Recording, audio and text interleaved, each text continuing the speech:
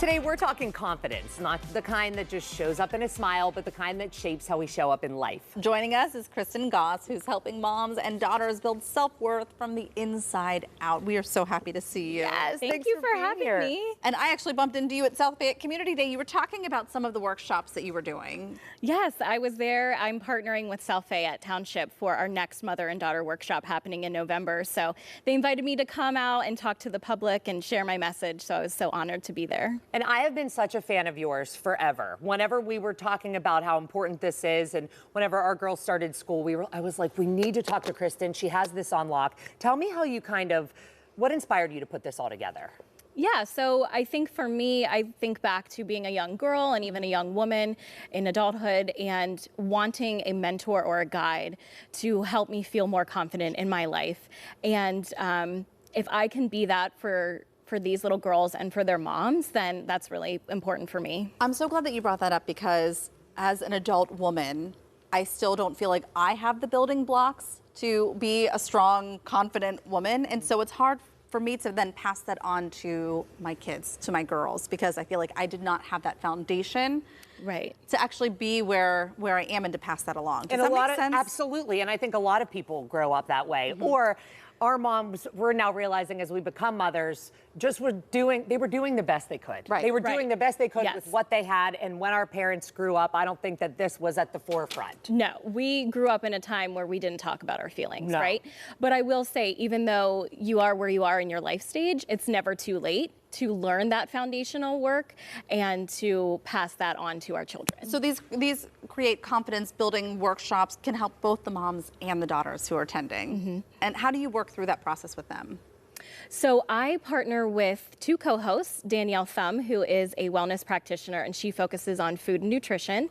And then Erin Traup is a pediatric mental health therapist. So she is the owner of Sprout Center for Emotional Growth and Development. And she brings in a piece to talk about mental health and anxiety, which, as we know, is becoming more and more prevalent for kids. So we have kind of 3 segments throughout the workshop, starting with food and nutrition, moving into mental health, and then I wrap up with body image and body confidence. And that's so important. What are you hearing from moms? Is this all in school? I mean, I feel like there's so much negative body talk around women's bodies constantly, and that's from when we were younger to now, and that is unfortunately something I don't feel like is going away. Yeah, I think it's way harder now with social media, with deceptive photo filters, with online bullying, and with the media. We grew up with magazines and tabloids, and I always reference the Delia's catalog. I never had the body image of a Delia's model, so I really wanted to be, but there was no other body shapes and sizes out there for me to look up to. So I think I'm hearing from moms that a lot of it is centered around that online space that a lot of kids are starting younger and younger to be a part of.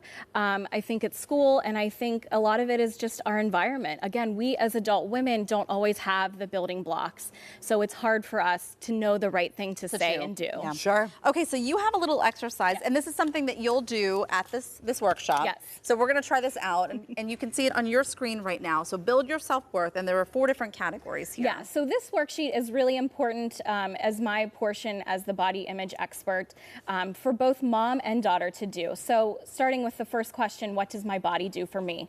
And I filled it in, my body allows me to work as a coach and a photographer. And these can be pretty generalized answers. They don't have to be super specific because it's hard sometimes to write nice things about ourselves. Yeah. It is, which is so unfortunate.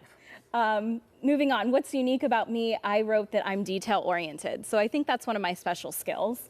What do I love about my body? My dad passed on super thick hair, and so I've always really loved my hair and styling it lots of different ways. And then wrapping up with what can I do to keep my body strong and healthy? And for me, my number 1 is always to move my body.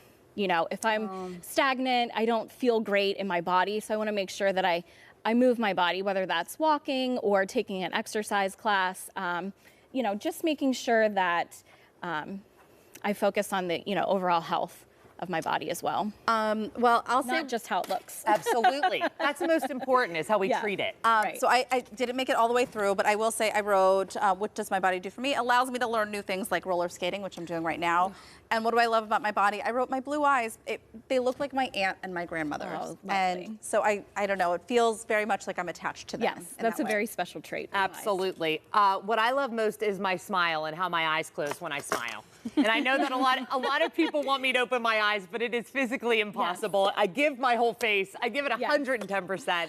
I can relate. I have similar eye shape. That's wonderful. This is so important and in such a short amount of time already made us feel so much more positive. Thank Good. you, Cristen. Thank you for You're being here. welcome. Kristen's next Capturing Confidence workshop is November 8th. We're going to link you up on our website, kdka.com/talkpittsburgh. And coming up, Boaz is at the Frick Pittsburgh, but he's trading in spookiness for a trip to Scandinavia. Hi, Boaz. Hello. Yeah, the Scandinavian art exhibition just opened down the way over here, and so they've transformed the Frick Cafe into a Scandinavian restaurant. I'm going to take you inside right after the break.